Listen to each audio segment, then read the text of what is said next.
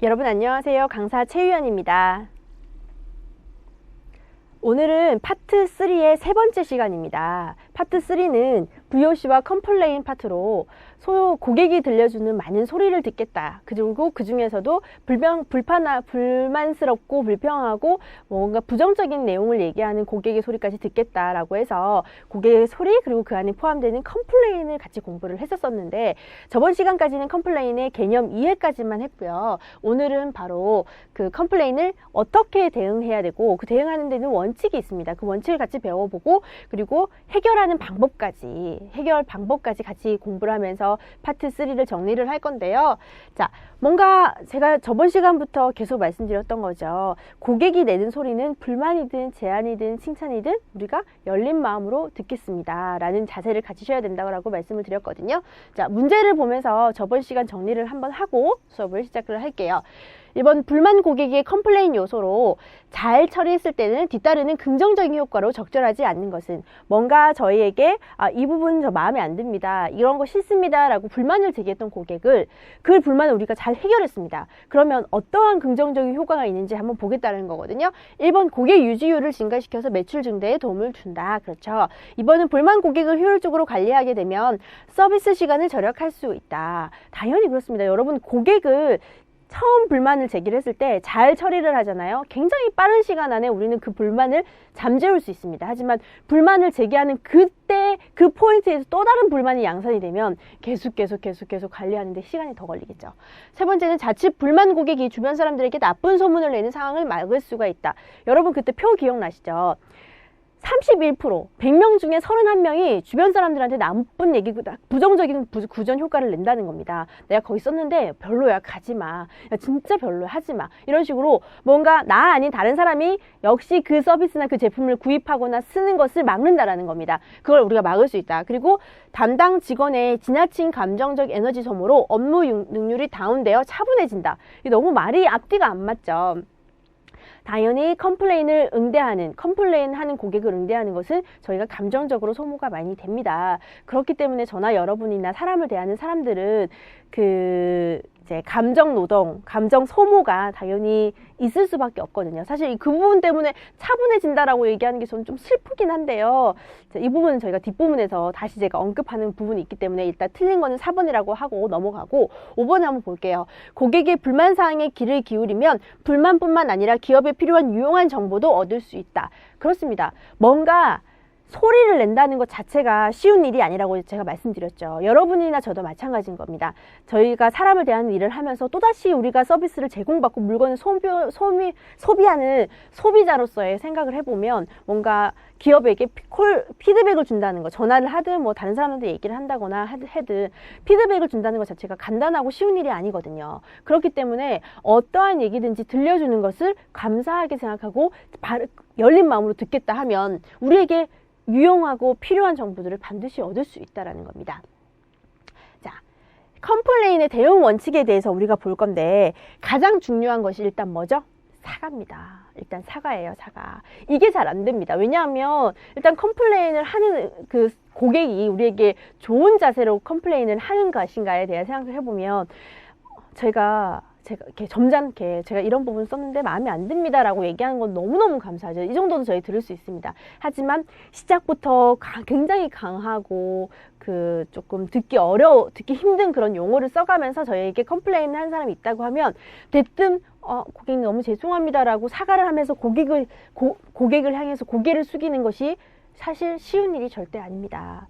그래서 제가 어디 연구 결과를 봤는데 감정 소모가 제일 많은 직업이 기내 승무원이더라고요. 1위가 기내 승무원이었고 17위가 비서였어요. 그때 1위부터 30위까지 있었는데 뭐 콜센터 직원도 있고 흔히 우리가 생각하는 감정적인 소모가 좀 있겠다라고 생각하는 직군들은 다 들어있더라고요. 근데 저는 이제 승무원도 해봤고 지금 비서로 일을 하고 있으면서 사람을 응대할 때 내가 내 감정을 쓰는 것이 얼마나 힘든지를 사실 느껴가면서 지금 제가 9년차 직장 생활을 하고 있거든요.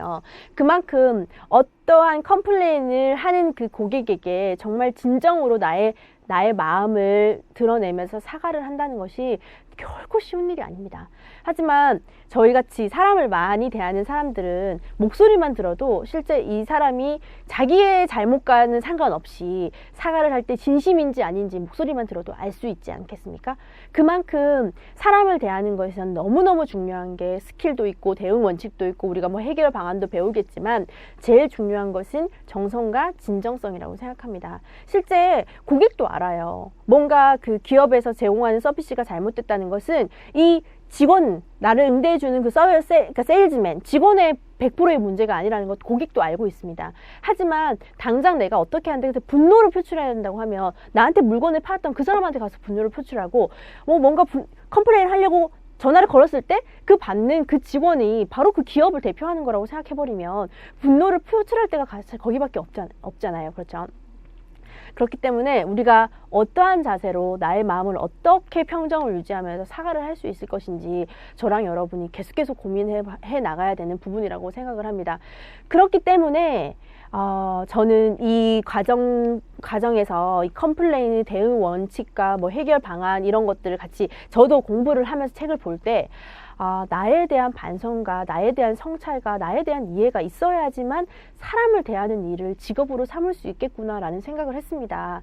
사실 뭐 저라고 그 사회 초년생의 비행기를 타면서 하루에 100명, 200명 새로운 사람들을 대응하는 게 쉬웠겠습니까?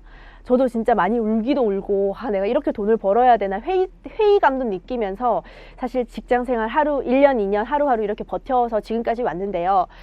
제가 지금 사과 단어를 보면서 너무 옛날 얘기를 많이 하는데 그만큼 우리가 컴플레인을 대응하는 것이 제가 여러분이 쉽지 않다는 걸 알고 있기 때문에 그렇습니다. 제가 단계적으로 이렇게 보면 글자로는 뭐 보이죠? 사과해야 되고 접근이 용이해야 되고 책임을 공유해야 되고 해결해야 되고 과정을 공개하고 비밀을 존중해야 되고 정보를 활용하고 이런 단계들을 거쳐야 된다라고 말을 쉽게 할 수 있습니다. 하지만 그만큼 여러분이 이게 진짜 여러분 몸으로 실천이 되고 하려면 쉽지가 않다는 걸 제가 알고 있기 때문에 지금 사과 이 파트에서 딱 걸려서 제가 여기 되게 많은 얘기를 여러분께 전달을 했는데요. 컴플레인을 대응하기 위해서 제일 중요한 건 여러분의 마음가짐입니다. 일단 고객이 나에게 뭔가 또 불만을 제기하고 뭔가 지적질을 한다라는 생각을 갖고 있는 그 순간 여러분은 사과를 해도 그냥 텍스트일 뿐입니다. 죄송합니다. 눈빛에서 드러나지 않습니다. 하지만 뭔가 불만이 있고 나는 최선을 다해서 한다고 했는데 만족스럽지 못했다라는 그분의 마음을 이해하고 뭔가 듣겠다라는 자세를 들으면 실상 내가 정말 억울하고 내가 잘못한 거 없는데 라는 그 순간까지도 여러분은 고개를 숙이면서 사과를 하실 수가 있습니다. 그거를 여러분이 되는지 안 되는지 한번 고민을 해보셨으면 좋겠어요. 자, 컴플레인의 대응 원칙에는 이런 사과를 해야 되고 컴플레인 할 때는 접근이 용이해야 되고 그런 거 있잖아요. 분노 표출하려고 AS센터에 전화를 해서 고객센터에 전화를 했는데 몇 단계를 거쳐야 돼요. 그러면 그 단계 거치는 동안 나의 분노는 점점 커지는 겁니다. 그렇기 때문에 뭔가 화가 났거나 컴플레인을 하려고 하는 거는 다이렉트로 빨리 분노를 표출할 수 있는 창구를 만들어줘야지 이게 빠른 시일 안에 해결이 될 수 있거든요. 저 회사마다 각각 그 고객 만족실도 있고 고객 컴플레인실 이런 거 응대하는 부서가 있는데 사실 그분들의 스트레스가 어마어마하고요.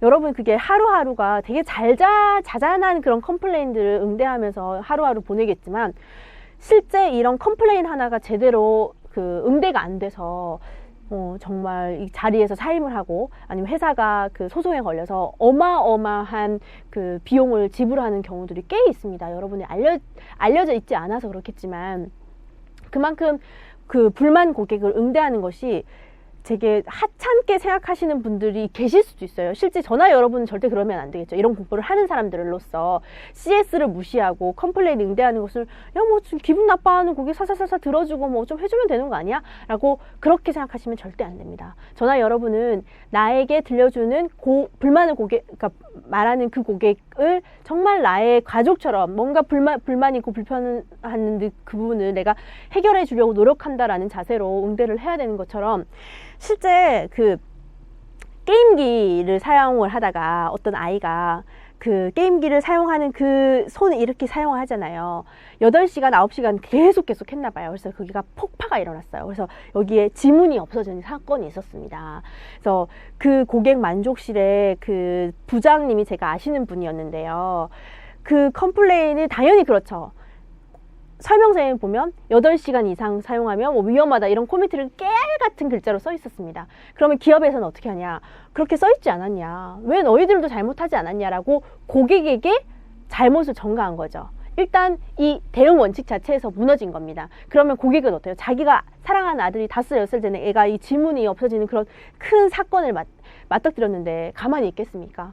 그 기업이 그런 식으로 나오는데 대대적으로 소송이 걸렸습니다. 그래서 결국에는 그 손해배상 청구가 크게 됐고요. 그리고 실제 그걸 담당했던 그 팀의 부장님은 거기서 퇴사를 하셨습니다. 이렇게 실제 저희가 그런 일은 안 생기면 너무너무 좋겠지만 모든 걸 저희가 예측하고 다 방지할 수는 없잖아요. 그랬을 때 예상하지 못하고 우리가 원하지 않는 상황이 발생했을 때 그 문제를 어떻게 잘 해결해 나가는 것인가, 그게 사람을 대하는 우리로서 너무너무 필요한 자세이고 필요한 부분이라고 생각을 합니다.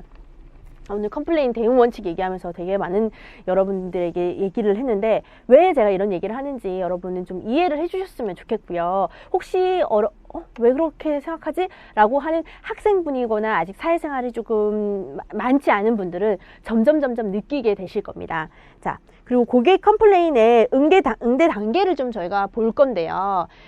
일단 제일 먼저 경청해야 됩니다. 그분들이 어떤 부분에서 불만을 느끼고 어떤 게 만족스럽지 못했는지 제가 듣겠습니다. 제가 같이 한번 공감해 보겠습니다 라고 하고 공감을 하고 바로 사과로 이어져야 되고, 그리고 어떤 부분을 제가 찾아내서 도움을 드릴 수 있는지 모색하고 그 부분은 저희가 할 수 약속 부분이 굉장히 중요합니다. 우리가 해결해주지 못하는 부분까지 약속을 하시면 절대 안 돼요. 그래서 컴플레인을 응대할 때는 정말 말 한마디 그리고 눈빛 하나 행동 하나가 굉장히 중요하거든요. 오히려 뭔가 해결해 주려고 그 불만족한 상황을 만족의 상태로 바꾸려고 내가 과도하게 노력을 해버리면 오히려 그 부분에서 더 큰 문제가 생기고 더 큰 불만족이 생길 수 있거든요.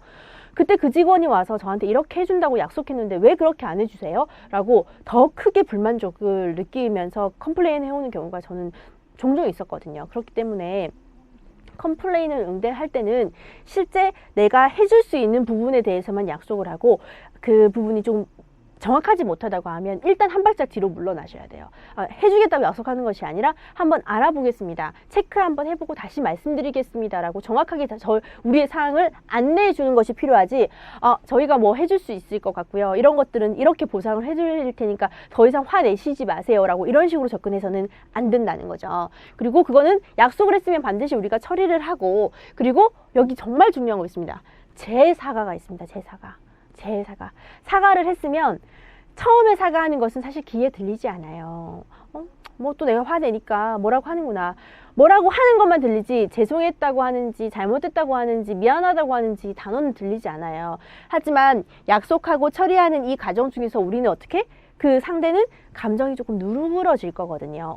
좀 내가 불만족스럽다고 얘기를 했더니 해결하려고 노력을 해주는 것 같네 라고 뭔가 그런 제스처나 행동이 보이면 사람이 감정이 좀 누그러들어요. 그럴 때 다시 한번 불만을 드려서 너무너무 죄송합니다. 저희가 이렇게 처리를 해서 조금 더 마음을 좀 푸실 수 있도록 해줄 수 있을 것 같습니다 라고 재사과를 하는 과정을 통해서 그 고객이 우리를 떠나지 않고 고객 이탈이 발생하지 않고 여전히 우리의 고객으로 남고, 거기나 불만족스러워서 컴플레인 했는데 야 응대 진짜 잘해주더라, 그래서 금세 뭐 이런 거 받았어 라고 거기서 만족이 또 발생했을 때 존 굿맨의 법칙으로 우리에게 충성 고객으로 남을 확률이 훨씬 더 커진다는 거, 여러분이 그거는 저나 여러분이 반드시 알고 넘어가셔야 되는 내용인 것 같아요. 어떤 분들은 뭐 커스터머 세티스팩션, 커스터머 서비스, CS에 대해서 굉장히 무시하고 간과하고, 야 손님 근데 그거 누구나 하는 거 아니야? 야 사람 대하는 게 뭐가 그렇게 어려워? 라고 생각하시는 분들도 굉장히 많으신데요. 그 부분은 앞으로 기업을 운영하거나 어떤 큰 사람들을 대하는 큰 일을 하기 굉장히 어려울 거라고 생각합니다. 제가 9년차 직장 생활을 하고 많은 사람들을 만나면서 배운 건 한 가지는 모든 일은 사람이 한다는 겁니다. 시스템이 하는 것 같죠. 시스템 너무너무 중요하죠. 하지만 그 시스템을 운영하는 것 역시 바로 사람입니다. 요새 그 이세돌 구단과 알파고의 그 바둑대전이 굉장히 사람들이 흥미롭게 보잖아요. 우리 인간이 인공지능에 대응하지 못하고 뭐 1대4로 졌기 때문에 우리 인간이 설 곳이 어디 있느냐 막 그런 얘기도 많이 나오고 회의적인 얘기도 많고 한데, 저는 오히려 이럴수록, 이런 사회로 나아갈수록 인간만이 할 수 있는, 인간의 감성이 필요한 부분에 대한 욕구와 니즈가 점점 더 강해질 거라고 생각하거든요. 그렇기 때문에 인공지능이 발생한 지 그 이세돌 구단이 5판에서 1번밖에 못 이겼어요. 그만큼 뛰어나고 완벽한 컴퓨터들이 만들어진다고 하면 물건이나 서비스나 그 질의 차이는 앞으로 크게 있지 않을 겁니다. 그렇죠, 여러분. 컴퓨터, 텔레비 이제는 어떠한 브랜드를 사는지 크게 다르지 않습니다. 하지만 그걸 판매하고 AS 해주고, 그리고 내가 뭔가 불만을 표현했을 때 응대해주는 사람, 그 서비스 세일즈를 하는 그 사람은 바꿀 수 없는 거거든요. 그럴 때 고객들은 내가 좀 더 편하고 내가 좀 더 마음을 둘 수 있는 곳으로 찾아갈 수밖에 없습니다. 그렇기 때문에 저나 여러분이 더 앞으로 각광받는, 사람을 응대하는 기술과 사람을 응대하는 진정성을 가진 저나 여러분들이 이 사회에서 더 필요한 존재가 될 거라고 저는 확신을 하거든요. 그래서 컴플레인을 할 때 이 재사과 부분, 개선하는 부분이 너무너무 중요하다라는 거, 이게 이 용어들로만 딱딱 나오지만 문제는 여러분이 이거를 제가 얘기하는 게 어떤 건지 충분히 이해를 하셨으면 문제는 푸실 수 있을 거라고 생각합니다. 그 책에는 각 응대 단계마다 좀 자세하게 문제를 풀어 써놨어요. 그 부분을 조금 한번 읽어보시고 넘어가시고, 실제 여러분이 지금 사람을 대하는 일을 하고 계신 분들이라고 하면 하루에 몇 건씩 컴플레인이 발생을 할 겁니다. 혹시 컴플레인이 발생하지 않는다고 하면 여러분은 굉장히 잘하고 계신 거고, 실제 컴플레인이 발생한다고 해서 내가 뭔가를 못해서가 아니라 충분히 아주 노멀하고 자연스럽게 일어날 수 있는 과정이고, 내가 그것을 어떻게 응대해 나가면서 고객을 상대하는 방법을 배울 것인지, 그리고 내가 배웠던 그 내용들을 여러분 그냥 넘겨버리시지 마세요. 나한테 있었던 많은 그런 케이스들을 좀 모아놔 보세요. 기록관리라고 하는데, 제가 시간관리 특강도 가는데요. 뭔가 시간관리 특강에서 제일 중요한 게 내가 그 시간 동안 했었던 여러 가지 사건들을 기록해서 남겨놓는 거거든요. 컴플레인은 이런 상황에서 그 어떤 30대 여사 고객이 이런 컴플레인을 했습니다. 그랬을 때 내가 응대는 이렇게 했고, 회사 차원에서 개선은 이런 식으로 했고, 그게 피드백으로 돌아서 어떻게 됐습니다라고 페이퍼 한 장으로 좀 남겨보세요. 사실 이게 굉장히 노력이 필요한 거거든요. 저 역시 뭔가 기록을 남기기 위해서 계속해서 노력하고 하긴 하지만 이게 쉬운 일이 아니에요. 하지만 반드시 여러분한테서 필요한 부분이고, 관리자로 성장하기 위해서 그 데이터베이스가 필요하다라고 저는 생각을 합니다. 그래서 오늘 컴플레인 대응 원칙에서 되게 많은 얘기를 했는데요. 자, 실제 문제로 나왔을 때는 그게 어렵지 않을 거고 여러분이 이해하고 넘어가셔야 된다라고 말씀을 드리겠습니다. 자, 컴플레인 해결 방안을 볼 건데요. 그 전에 고객 유형별 응대 요령이 있습니다. 저희는 너무너무 다양하고 특이하고 특별하고 특출난 고객들을 상대를 하고 있잖아요. 저도 정말 다양한 고객들을 많이 만났었는데요. 이렇게 다양하고 있습니다. 신중하고 꼼꼼한 유형들이 또 있고요. 성격이 급하고 신경질적인 유형도 있고요. 이런 다양한 종류의 고객들이 있습니다. 하지만 매 고객마다 각각 포인트별로 그 어떻게 응대할 것인지에 대한 건 책에 있는데요. 사실 이걸 전체적으로 여러분이 외우고 달달달 그래 뭐 신중하고 꼼꼼한 유형을 대하라고 했을 때는 초조하지 않고 뭐 여유를 가지고 이렇게 하라고 해서 사실 직접 그런 고객을 딱 맞닥뜨렸을 때 그것까지 생각이 나지는 않습니다, 여러분. 책에 있던 내용은 텍스트에 불과하고 문제를 풀고 자격증 시험을 공부하기 위해서 이 부분은 좀 읽어보셔야 되지만, 이렇게 다양한 고객들을 실제 내가 맞닥뜨렸을 때는 여러분이 몸에 자연적으로 하면 하는 것처럼 몸에서 반응을 하셔야 되거든요. 그러려면 어떻게 해야 되냐? 많은 경험들을 쌓고 여러분 스스로가 안정되어 있는 생활 패턴을 가지고 있으셔야지 응대가 가능하다고 생각합니다. 성격이 급하고 신경질적인 유형이 왔어요. 그러면 딱 보면, 그래서 저희가 고객 고객 심리 파트 공부할 때 고객의 유형을 나눴었잖아요. 딱 보면 아, 이런 고객은 이럴 것이다 라는 전체적인 큰 부류의 고객 특성을 이해한다면 훨씬 더 응대하는 것이 편할 것이고, 그리고 내가 내 마음을 컨트롤할 수 있는 사람이라면 그 사람이 아무리 화를 내고 신경질적으로 나온다고 해도 내가 좀 평정을 유지하면서 응대를 할 수가 있는 거거든요. 그랬을 때 조금 더 자연스럽고 긍정적으로 응대할 수 있는 가능성이 높아지는 겁니다. 거기서 뭐 다혈질로 신경질적으로 확 나온다고 해서 내가 내 감정을 컨트롤 못하면 바로 저희도 같이 나가는 거죠. 삿대질 하면서. 그렇게 되면 고객 관리도 실패를 하는 거고 컴플레인 응대도 실패를 하는 거고, 그랬을 때는 고객을 관리하는 업무 자체에 내가 능력이 좀 떨어진다라고 판단할 수밖에 없습니다. 그렇게 되는 경우면 사실 관리자로 성장하기도 굉장히 어렵고요.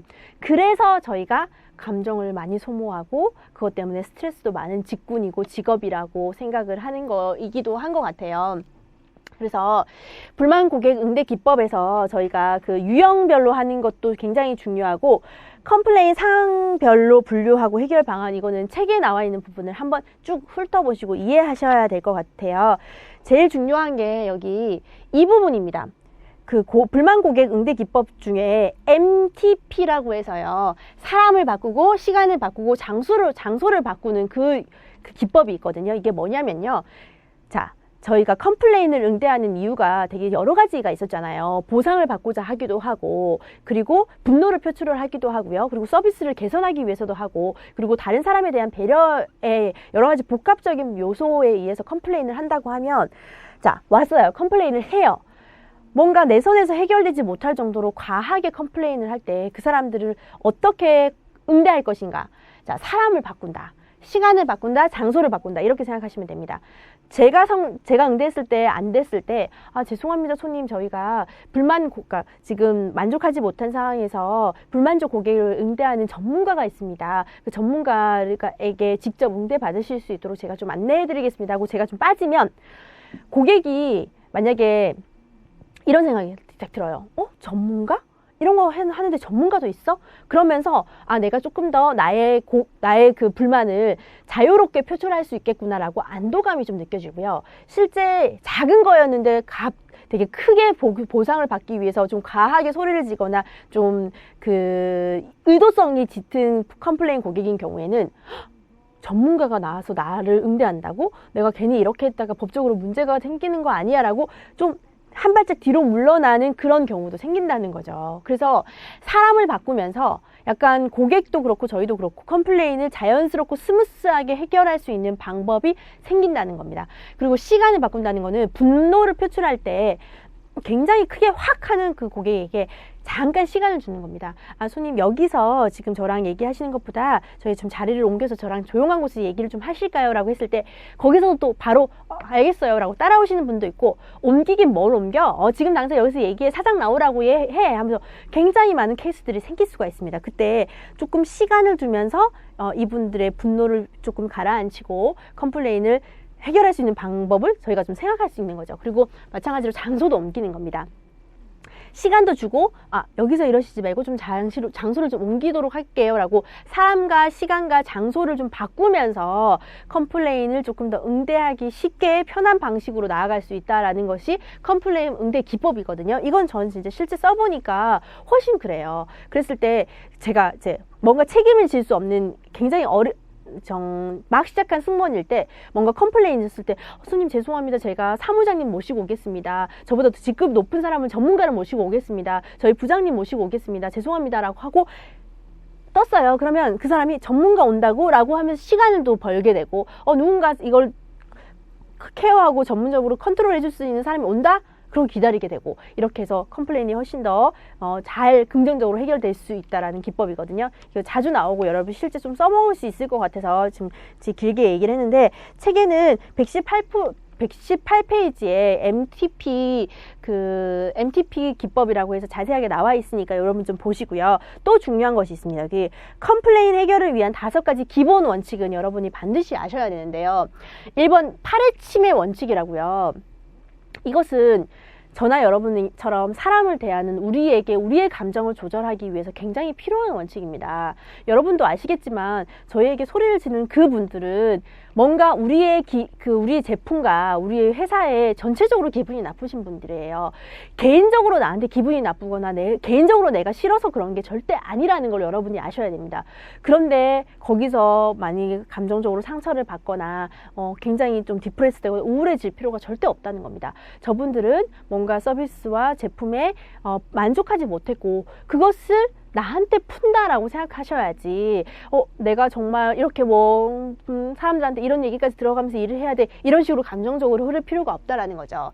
그리고 책임 공감의 원칙은 내가 이 기업에 적을 두고 있고 몸을 담고 있고 월급을 받는 사람으로서 뭔가 우리 기업에서 제공한 제품이나 서비스에 만족하지 못한 사람이 있다면 나 역시 그 부분에 대해서 책임을 가지고 공감을 해줘야 되는 거죠. 나 여기 일은 하긴 했지만 제가 그거 만든 거 아닌데요. 제가 직접 그 고객님한테 서비스한 거 아니니까 저한테 이러시지 마세요 라고 얘기할 게 아니라는 겁니다. 아, 손님 죄송합니다. 그 부분이 그렇게 불만족스러웠습니까?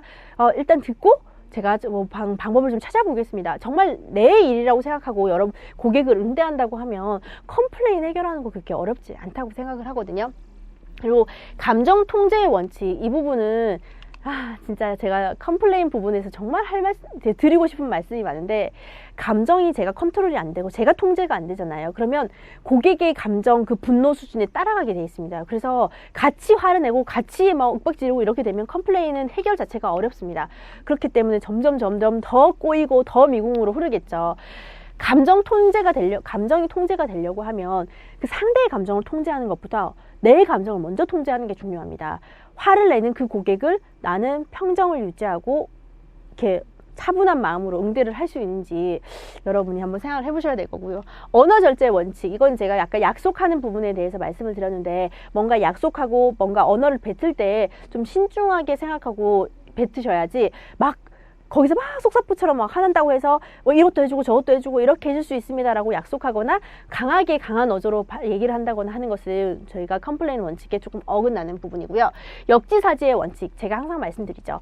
여기 서 있는 여러분이 저의 마음을 이해하고 저 역시 지금 동영상 강의를 들으면서 졸리고 지겨울 것 같은 여러분의 생각을 좀 해주는 역지사지의 원칙이 필요하다라는 겁니다.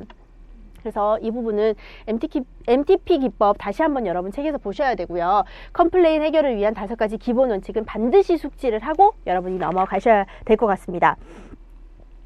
불만 고객 응대 후에 자기관리는 이게 저나 여러분을 위한 파트인 것 같아요. 이 부분은 감정 노동자, 감정 소모가 굉장히 많은 일을 하는 저희들에게 반드시 필요한 부분인데요. 자기 만족을 가지는 겁니다. 내가 한 달에 한 번씩 미술관에 간다거나 음악회를 가서 굉장히 감정 소모를 많이 하는 이 직업을 가진 나에게 뭔가 상을 주고 나에게 보상을 해주는 그런 내 감정을 내가 컨트롤할 수 있는 기법을 여러 가지를 반드시 찾으셔야 되는데, 저는 제 삶의 버찾기라는 프로젝트를 합니다. 그래서 내가 감정적으로 많은 소모를 하고 사람을 대하는 일을 하면서 사실 스트레스도 많거든요. 그랬을 때 내가 스트레스 해소하는 방법들이 뭐가 있을까라고 해서 제가 여러 가지를 찾아봤어요. 그림도 그려보고요. 피아노도 쳐보고요. 그리고 꽃꽂이도 하고요. 여러 가지 것들을 찾아가면서 어떤 게 내가 스트레스를 받았을 때 스트레스 지수를 제일 낮추고 나를 평정에 들게 하는가, 그걸 했을 때 저는 책을 읽으면서 활자를 보면서 제 감정이 컨트롤되고 굉장히 평정을 유지하는 대로 빨리 돌아온다는 걸 깨달았거든요. 여러분 역시 감정을 소모하는 직군에 있거나 사람을 많이 대하는 일을 한다고 하면 이렇게 스트레스를 관리하는 여러분의 방법, 나만의 방법이 반드시 있으셔야 된다고 생각을 합니다. 자신에게 보상해 주는 거 필요하고요. 스트레스나 부정적인 기억은 지우셔야 됩니다.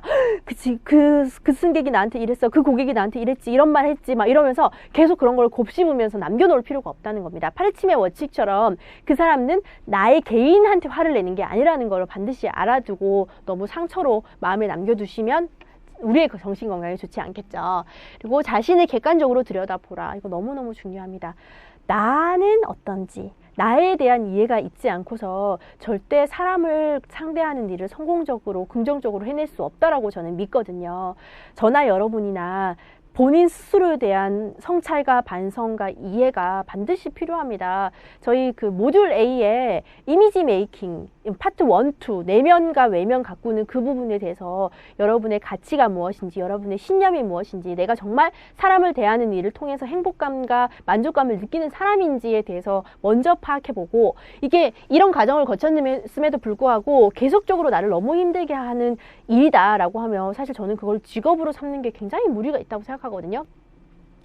행복한 직원이 있는 기업이 행복한 제품을 만들 수 있고, 행복한 제품을 만들어야 고객 만족도 이어질 수 있고, 그런 고객이 계속 만족해야지 기업이 이윤을 창출하고 그 이윤이 사회적으로 환원이 되면서 행복한 나라를 만든다고 저는 생각하거든요. 그렇기 때문에 저나 여러분 구성원 하나하나가 행복하기 위해서 자신을 객관적으로 들여다보는 과정이 반드시 필요하다고 생각을 합니다.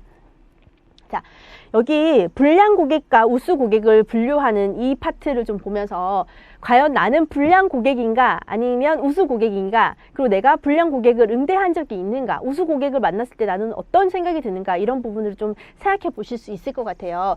J 커스터머랑 블랙 컨슈머는 우리가 불량 고객으로 분류를 합니다. J 커스터머는, 자, 불량 고객에는 비협조적으로 행동하거나 불량한 행동을 하는 고객으로 다른 고객에도 영향을 주면서 전체적인 기업의 이미지와 서비스 전달에도 영향을 미친다. 예를 들면요, 여러분, 그 식당에 갔습니다. 식당에 나는 밥을 조용히 먹고 있는데 저 옆 테이블에 J 커스터머가 있어요. 지금 불황자처럼 난리가 났어. 소리 지르고 밥 먹는데 뭐 사장 나오라고 하고 난리를 치면, 실제 저는 그 밥을 굉장히 맛있네 라고 먹었던 그 순간 전까지는 괜찮은데, 그때부터는 너무너무 시끄럽다라고 생각하면서 이 식당에 대한 부정적인 영향이 계속 들어가면서 저는 밥을 먹으면서 체하겠죠. 이 불량 고객은 본인뿐만 아니라 다른 고객에게도 영향을 미치기 때문에 기업에서는 굉장히 마이너스 요인이거든요. 그래서 어떻게 J 커스터머와 제가 블랙 컨슈머는 불량 고객으로 들어가고, J 커스터머는 도둑형과 싸움꾼형, 실용 불량자형, 위법자형, 가정 싸움꾼형, 그리고 파괴자형, 여러 가지 종류의 J 커스터머가 있어요. J 커스터머는 무단 횡단자를 뜻하는 걸로 무법자인 거죠. 막 나오는 거예요. 막 가는 거예요. 그래서 거기에 다양한 유형들이 있고 어떻게 처리를 해야 될 것인가. 사실 그 J 커스터머는 상대하기가 좀 어렵습니다. 그렇기 때문에 우리가 매 분류마다, 매 상황마다 거기에 맞춰서 저희가 응대를 해버리면 사실 그쪽에 말릴 위험이 있어요. 그랬을 때 우리는 원칙적으로 처리를 해야 되고요. 성의 있는 태도를 보여야 되고, 그리고 소비자의 요구를 수용을 해주되 타 기관을 안내해야 됩니다. 여기서 저희 이렇게 하실 것이 아니라 저희 경찰서로 가시죠. 이렇게 불만이 이런 상황에서는 저도 해결해 드릴 게 없기 때문에 저희가 경찰서로 가서 좀 그런 얘기를 들어봅시다. 뭐 소비자 보호원에 갑시다. 이런 식으로 타 기관으로 안내하는 것이 절대 우리가 해결할 수 없는 것을 계속 잡고 있는 것보다 훨씬 더 유리하고 더 빨리 이 상황을 모면하는 길이거든요. 여러분이 모든 것을 해결할 수 있다라고 생각하시지 마세요. 저희가 직접적으로 저희가 맡은 고객이 컴플레인을 했을 때 응대하고 해결할 수 있으면 너무너무 좋죠. 하지만 모든 걸 나의 책임으로 내가 다 해결할 수 있다라고 생각하는 것이 굉장히 위험하거든요. 그럴 때 뭔가 나의 직급 높은 관리자급한테 알린다거나 다른 부서나 타 기관으로 안내를 해서 도움을 받을 수 있는 것도 있다라는 것. 그리고 사전 예방 시스템을 마련하는 것도 굉장히 예방선에서 중요하고요. 별도의 대응 방안을 마련해 놓는 매뉴얼이 필요합니다. 너무너무 다양하고 사실 그 복잡한 고객들을 응대하면서 J 커스터머의 유형들도 너무너무 복잡해지고 응대하는 게 너무 힘들어지거든요. 그래서 기업들마다 이런 고객들은 이렇게 대했을 때 가장 제가 빠르고 신속하고 그리고 잘 긍정적으로 처리가 됐다라는 별도의 대응 방안이 마련되어 있어야 됩니다. 그래서 이게 뭐 기업 차원에서 나오는 큰 기업에서 일을 하신 분들은 그런 매뉴얼을 좀 보시면 되고요. 그게 없다면 여러분이 하나 만들어 주시는 것도 괜찮을 것 같아요. 여러분이 혹시 지금 뭐 점장이나, 지금 점장은 아니지만 지금 세일즈를 하고 있으면 내가 이런 유형의 사람들을 만났을 때 이런 대응을 했더니 이렇게 됐다라는 게 차후차후 쌓이면 그거 역시 여러분의 빅데이터로 가치 있게 쓸 수 있는 거거든요. 그리고 블랙 컨슈머는 J 커스터머랑 다르게 오히려 이 사람들은 보상금을 목적으로 하기 때문에 범법자의 범위에 속합니다. 뭔가 불만을 제기를 해서 이제 그 보상금, 보험 그런 거죠. 예를 들면 그 이불로 보험 사고를 위장해서 보험금을 탄다거나 이런 식으로 이거는 범법 행위에 속하는 거기 때문에 블랙 컨슈머에 대한 이해는 여러분이 좀 확실하게 해주셔야 됩니다. 억지 주장하고 무례한 언행을 할 거고 부당한 요구를 할 거고 협박과 위협을 하고 업무 방해까지, 이 정도의 블랙 컨슈머는 사실 우리 선에서 해결하기가 굉장히 어렵기 때문에 옆에서처럼 제이커스터머처럼 타 기관을 안내해서 좀 더 긍정적으로 빨리 신속하게 해결할 수 있는 방법을 찾으셔야 됩니다. 내가 모든 것을 해결하겠다고 생각하는 거 굉장히 위험하다고 말씀을 드렸어요. 그래서 그 제이커스터머랑 블랙 컨슈머가 우리가 말하는 불량 고객에 소속되어 있고, 이 고객들은 우리가 해결하기는 좀 어려운 부분이 있으면 어떻게 해결해야 될 것인지를 좀 책에서 보면서 생각을 해주셔야 되고요. 개념 정리는 확실하게 해주셔야지 문제에 나왔을 때 여러분이 푸실 수 있을 것 같아요. 그럼 반대로 화이트 컨슈머가 있는데요. 블랙 컨슈머의 반대말로 화이트 컨슈머예요. 우수 고객인 거죠. 똑같은 나의 제품과 똑같은 서비스를 제공하지만 우리에게 플러스 요인뿐만 아니라 너무너무 긍정적으로 좋은 영향을 미친다면 그 고객은 우리에게 우수 고객이며 화이트 컨슈머라고 표현이 되는데, 여러분은 화이트 컨슈머인가요? 저는 화이트 컨슈머가 되고 우수 고객이 되기 위해서 굉장히 노력을 하는데, 사람 개개인마다 이런 자세로 그러니까 인생을 살아가야겠다고 생각을 해야지만 우리나라 자체가 좀 더 교양 있고 갑과 을의 사회가 아니라 정말 내가 서비스를 제공하는 그 편말을 봤는데, 서비스를 제공하는 사람이 나의 자식일 수도 있고 나의 남편일 수도 있고 나의 와이프일 수도 있습니다. 여러분이 서비스를 제공하는 이 순간에서도 실제 다른 사람들은 여러분이 제공하고 제가 제공하는 서비스를 받는 입장이 있겠지만 그들의 자식과 그들의 가족이 또 서비스를 제공하는 사람일 수도 있거든요. 이제 사람과 사람 간의 관계에서는 항상 누군가가 갑의 위치에 있고 항상 누군가 을의 위치에 있는 것이 아닙니다. 유기적으로 계속 돌아가는 과정에서 내가 화이트 컨슈머가 되고 우수 고객이 돼야 된다라는 생각은 여러분이 반드시 가지셔야 될 것 같아요. 나에게 물건을 사가고 나에게 서비스를 제공받아가는 사람이 우수 고객이길 바라기 전에 내가 물건을 사는 사람으로서 서비스를 제공받는 사람으로서 내가 우수 고객이 되겠다라는 생각을 먼저 하셔야 되는 게 저는 우선이라고 생각을 하거든요. 그래서 그 따뜻한 고객, 뭔가 내가 고객에게 제 제품과 서비스를 제공했을 때 나의 마음 역시 따뜻해지는 그런 고객이 돼야 된다고 생각을 하고요. 앞으로는 고객과 소비자와 기업의 상생, 그리고 소비자의 정직한 권리를 유지하고 소비자의 발전적인 제한, 사회적인 책임을 갖고 있는 우리가 건강한 그 고객이 돼야 된다라는 생각을 같이 좀 해보셨으면 좋겠습니다. 거기에는 책임형 고객이 있는데요. 화이트 컨슈머에는 책임형 고객이 있는데 이성적으로 합리적이며 일관성이 있습니다. 그리고 서비스에 참여를 하고요. 개방적이고 사교적이며 타협적입니다. 그리고 유연하고 정의로우며 엄격한 태도를 가지고 있습니다. 사실 화이트 컨슈머라고 언제나 저희한테 칭찬만 하고 컴플레인을 하지 않는다는 건 아닙니다. 하지만 그들이 우리에게 컴플레인을 하는 것은 본인이 생각했을 때 굉장히 합당한 이유에 의해서 제안하고 불만을 제기하는 거기 때문에 우리가 그거에 대해서 사과를 하고 어떤 보상을 하고 불만을 해결할 수 있는 방안을 제시했을 때 굉장히 타협도 빠르고 수용도 빠르다는 거죠. 이렇게 우리에게 항상 좋은 얘기만 해주고 컴플레인을 하지 않는 것이 우리에게 좋은 고객, 화이트 고객이 아니라 기업과 고객이 상생해서 기업은 어떻게 하면 고객에게 더 만족스러운 서비스와 물건을 제공할 것인지 계속 연구를 하고, 그 제품을 사용하는 고객 역시 이번에 제품은 너무너무 좋았는데 이런 부분이 좀 모자라네 라고 제안해주고 서로 기술적으로 같이 협력하고 점점점 이렇게 나아갈 때, 그럴 때 우리나라가 생산하는 제품이 전 세계인의 그 고객의 만족을 일으킬 수 있는 그런 힘을 가진 제품을 생산할 수 있다고 생각을 하거든요. 그래서 기업만 따로 볼 것이 아니고 거기서 일하는 종업원만 따로 볼 것이 아니고 그리고 고객만 따로 떨어뜨려서 생각할 것이 아니라고 생각합니다. 그 고객 역시 누군가에 소속되어 있는 종업원이고, 그리고 그 종업원 역시 어떤 기업에 소속되어 있는 종업원으로서 우리나라를 전체를 이루고 있는 유기체라고 봤을 때 어떠한 한 부분도 단독적으로 떨어져서 생각할 수 없다는 거죠. 그래서 유기적으로 잘 돌아갈 수 있도록 각각 생각해야 되는 부분들이 필요하다는 걸 말씀드리고 싶습니다. 자, 서비스 실패와 회복 부분이 있는데요. 저희 항상 얘기하죠. 100% 만족은 없습니다. 100명에게 내가 서비스를 제공했다고 하면 그 중에서 우리는 당연히 100% 만족과 100% 확신을 가지고 서비스를 제공을 하고 그걸 지향해 나가겠지만 그게 어려울 수 있어요. 그리고 굉장히 어렵고요. 그랬을 때 우리는 서비스 실패를 경험을 합니다. 하지만 실패를 경험하는 것 자체가 부정적인 요소라고 저는 생각하지 않습니다. 뭔가 내가 나아가야 하는 방향에서 실패는 반드시 필요하고 반드시 일어날 수밖에 없다라고 그냥 생각을 한다고 하면 실패를 실패로 둘 것이 아니라 실패를 어떻게 회복해서 만족으로 나아갈 수 있는 과정으로 본다고 하면 내가 더 많이 성장하고 더 많이 발전할 수 있는 기회로 삼겠다라는 생각을 한다는 거거든요.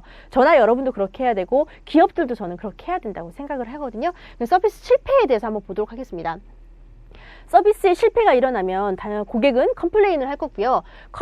컴플레인을 우리가 어떻게 응대하느냐에 따라서 그게 서비스 회복으로 이어질 수 있고 아니면 고객의 이탈로 이어질 수 있는 것입니다.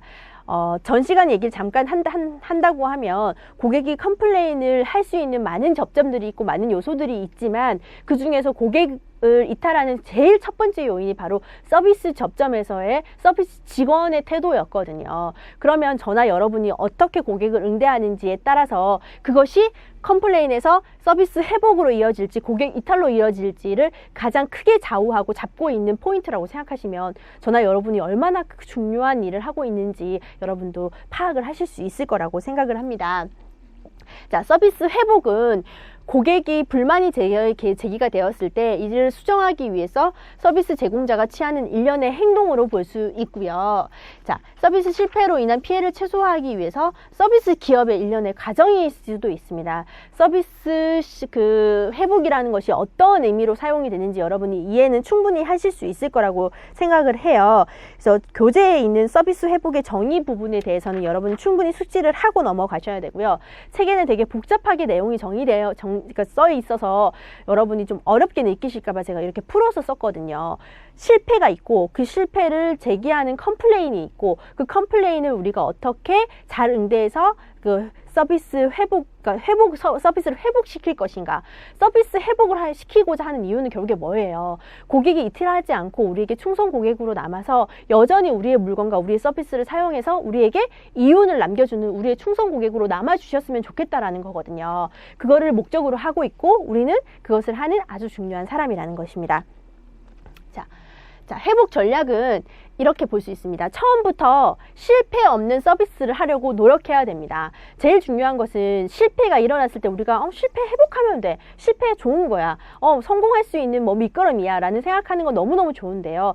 그 전부터 그 가장 기본적인 베이스는 실패하지 않겠다라는 마음을 먼저 갖는 것이 중요합니다. 실패가 일어났을 때 실패를 상쇄시킬 수 있는 노력을 하는 것도 굉장히 중요하지만 그 전의 노력으로서는 나 실패하지 않겠어. 나 반드시 성공하겠어 라는 확신을 가지는 게 훨씬 더 중요하다는 걸 말씀을 드리고 싶네요.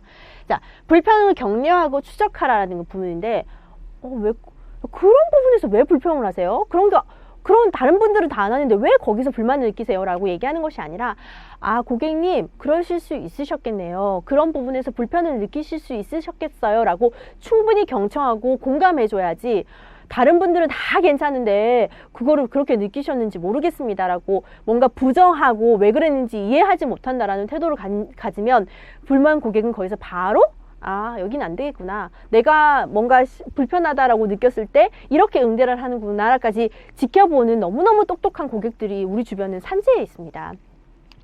빠른 조치를 해야 됩니다. 이게 너무너무 요새는 그 도구 이어 시대라고 해요. 우리가 평균 수명이 100세, 120세까지 늘어난다고 생각을 하지만 실제 사회의 변화는 개가 얼마나 산다고 생각하세요? 여러분, 개의 평균 수명이 15년이에요. 15년.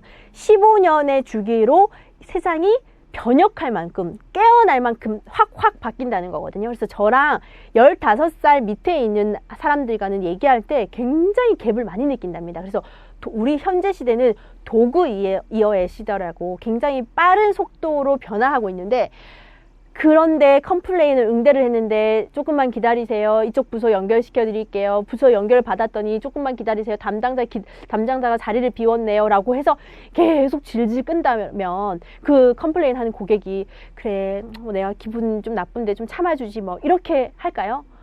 내가 뭐 이렇게 컴플레인 하는데 컴플레인 과정이 이렇고 거기서 또 다른 제2의 컴플레인이 또 생기거든요. 그래서 빠른 조치를 하는 게 굉장히 중요합니다. 충분히 설명해 드려야 됩니다.